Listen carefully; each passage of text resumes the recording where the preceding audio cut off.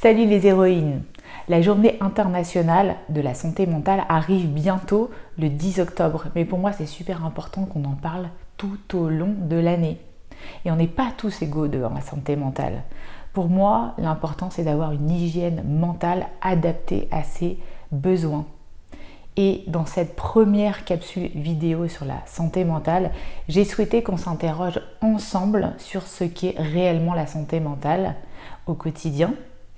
Et est-ce que les personnes dites intenses, comme les nomme Patricia Lamar dans ma dernière interview, ont des besoins différents des autres? Et pour répondre à cette question, j'ai choisi de partager avec toi encore une fois la vision de Dabrowski, ce psychiatre américain qui a écrit la théorie de la désintégration positive. C'est super important pour moi de partager des points de vue différents sur des sujets aussi importants que la santé mentale pour que chacun se fasse sa propre opinion. Je ne cherche à convaincre personne.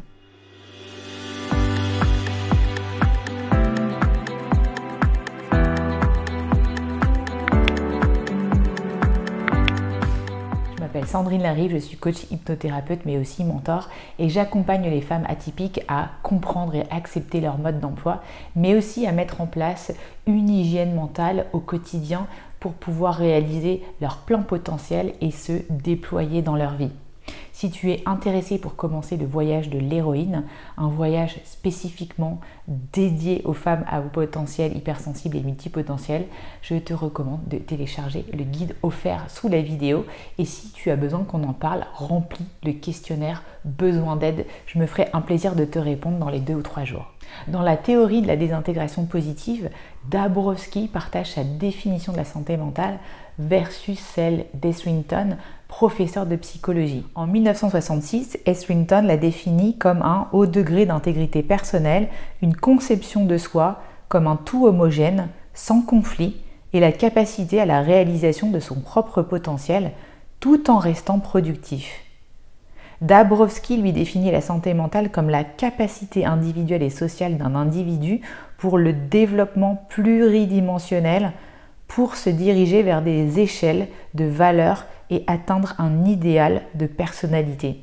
Pour lui, être simplement productif et adapté à la société n'est pas un signe fiable de santé mentale et de développement actif.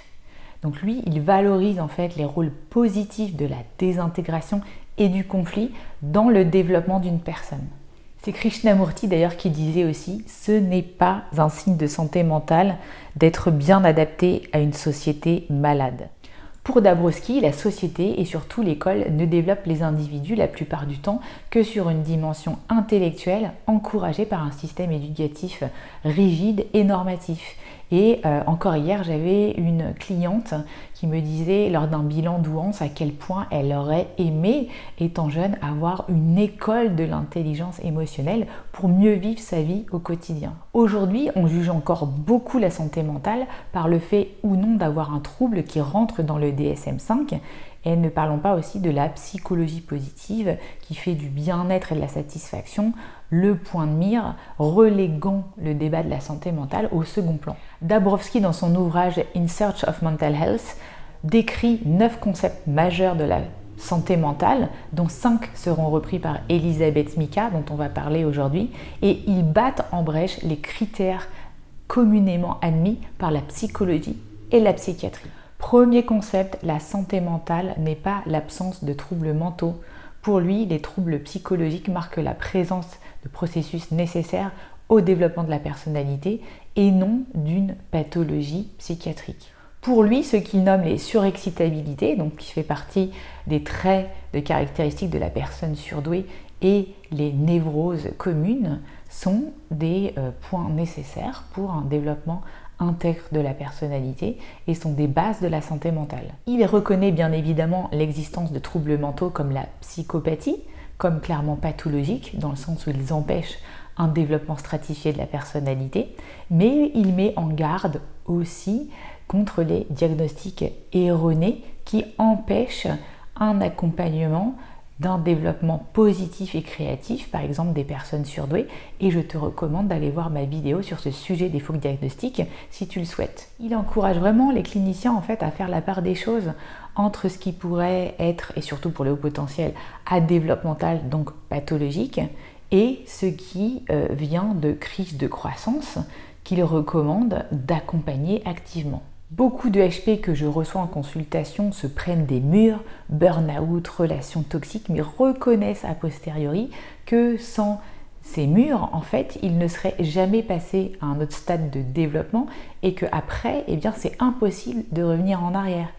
Donc finalement, je les accompagne à mieux accepter ce genre de période difficile, à entrevoir le bout du tunnel, et on reconnaît ensemble que pour muer, parfois, il faut se dévêtir d'une ancienne peau et que parfois, ça nécessite des crises de croissance. Deuxième concept, la santé mentale n'est pas un état d'intégration psychologique, sauf à un haut niveau de développement de la personnalité. Qu'est-ce que ça veut dire? La disharmonie que peut amener les conflits, la confusion, la désintégration, l'inconfort que peut nous procurer les crises existentielles sont porteuses de forces développementales positives qui nous amènent à développer notre personnalité. Autrement dit, le chaos n'est pas négatif. Dans de nombreuses approches, l'adulte mature serait cette personne qui serait capable de s'adapter en toutes circonstances, d'agir comme les autres, d'être indépendant mais raisonnable et compréhensif vis-à-vis des autres. Eh bien, pour Dabrowski, cette forme de maturité n'est pas compatible avec la santé mentale. Pour lui, elle repose sur une adhésion irréfléchie et sans sens critique à des standards et des normes de comportement bas qui poussent plutôt à la stagnation qu'au développement. Moi, j'appelle ça aussi du moutonisme. La plupart des surdoués n'arrivent jamais à ce stade de maturité commune car leur nature c'est le doute et ils ne prennent rien pour acquis. On dit même que leur doute est improductif. Au contraire, Dabrowski le valorise et le nomme même immaturité positive. Personnellement, jusqu'ici, j'ai eu peur finalement d'un de mes plus gros moteurs de développement accéléré, c'est la frustration. Aujourd'hui, au lieu de lutter contre, je me rends compte qu'à chaque fois qu'elle est là, eh bien, c'est un signe positif de besoin à respecter. Je sais maintenant que derrière chaque frustration, il y a un besoin, un nouveau niveau de besoin à respecter. Et je sais que je suis capable de trouver des solutions créatives pour ça et j'en ai plus peur. Troisième concept majeur, la santé mentale ne rime pas avec efficacité, productivité, conformité et adaptation. J'adore dire aux personnes qui suivent mon coaching Mission de vie à haut potentiel qu'ils vont se faire un cadeau, c'est-à-dire une mise en jachère pendant 4 mois. Qu'est-ce que ça veut dire mise en jachère ? Eh bien, c'est l'état d'une terre labourable qu'on laisse temporairement reposer en ne lui faisant pas porter de récolte. On dit aussi que c'est une pratique agricole consistant à maintenir inutilisée pendant une certaine période une surface agricole pour lui permettre de se reconstituer en réserve d'eau, pour reconstituer sa capacité de production. Et je peux te dire que ça crée de sacrées résistances de se mettre en phase de repos et d'introspection chez certaines personnes HP très orientées solutions. Ils me disent oui, je vais perdre du temps, je vais repartir en arrière, j'ai pas envie. Mais en fait, non, c'est prendre du temps pour pouvoir aller encore plus vite après. C'est grâce au fait que tu vas trouver ta boussole intérieure, que tu vas trouver une direction claire qui correspond à tes propres valeurs. Et c'est pareil pour tous mes projets, notamment celui de l'entrepreneuriat. J'ai d'abord fait une phase de décroissance avant, de mise en place de stratégies pour pouvoir mettre tout ça en place de manière positive. C'est pour ça que Dabrowski nous dit que la permanence de l'efficacité et de la productivité d'un individu ne peut pas s'harmoniser avec un développement positif et accéléré, avec de la créativité et de l'originalité. D'ailleurs, quand j'y pense, les phases les plus créatives de ma vie, c'est quand finalement, très simplement, je prends une douche ou que je vais marcher plutôt que de me forcer à rester à solutionner quelque chose derrière un bureau. Et Dabrowski d'ajouter que ces critères de profit immédiat s'associent plutôt aux individus primitifs, stéréotypés, aux réactions automatiques qui sont autant de signes pathologiques. Bref, vivre en pilote automatique en mode robot n'est pas forcément un signe de bonne santé mentale pour Dabrowski. C'est la suradaptation à la société versus leurs propres valeurs ce que Dabrowski appelle l'adaptation négative, qui conduit d'ailleurs beaucoup de personnes à devenir malades. À noter que beaucoup de HP et de personnes hypersensibles viennent consulter lorsqu'elles sont dans une phase d'inadaptation positive, c'est-à-dire qu'elles se rebellent contre une forme d'établissement, sans se rendre compte que pour elles, c'est une phase de dissolution, mais que c'est aussi la voie du changement vers une adaptation cette fois-ci positive par rapport à leur idéal de valeur. Quatrième concept, la santé mentale n'est pas l'équilibre mental. Un développement psychologique sain, c'est une alternance de déséquilibre et d'équilibre. Et le déséquilibre commence souvent à l'intérieur de nous. C'est ces fameux conflits intérieurs. Une part de moi en a marre de ce boulot, veut voguer vers de nouvelles sphères. Mais d'un autre côté, une autre part de moi a peur et donc voudrait rester parce que ça répond à mes valeurs de sécurité. Et Dabrowski ajoute: le conflit interne, souvent créatif en lui-même, s'associe avec peur et douleur.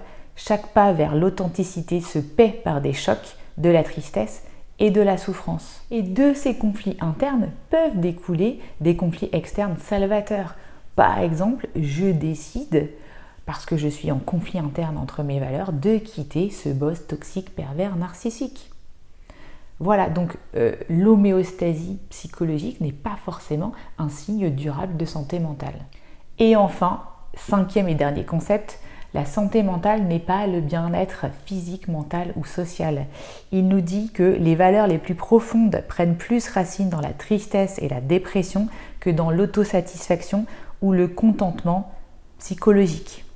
Il ne peut y avoir de grande création sans grande tragédie. C'est parfois dans la nuit noire de l'âme que je peux vraiment me retrouver, trouver mon noyau, trouver l'ADN de qui je suis.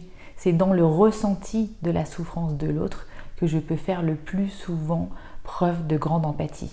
Si ça peut rassurer certaines personnes, pour Dabrowski, se sentir mal serait nécessaire pour une croissance accélérée sans pour autant évidemment stagner dans ce mal-être. Dans ma vie, j'ai eu beaucoup de phases où c'était 2 pas en arrière, 10 pas en avant, avec des fulgurances de rebond à la hauteur de mes effondrements, et je pense que ça représente bien pour Dabrowski cette idée de processus de transcendance de notre réalité psychologique. On dit souvent que le phénix renaît de ses cendres, et je trouve que c'est une superbe image de la désintégration positive que je peux rencontrer chez beaucoup de HPI. J'espère que cette vidéo t'aura permis peut-être de te déculpabiliser en tant que femme qui pense peut-être qu'elle est dans une phase de déprime, voire même qu'elle est folle, etc. etc. Si tu as aimé cette vidéo qui pousse un petit peu les idées reçues, je te propose de me laisser un pouce. N'hésite pas à partager cette vidéo et on se retrouve bientôt. À ciao les héroïnes, bye!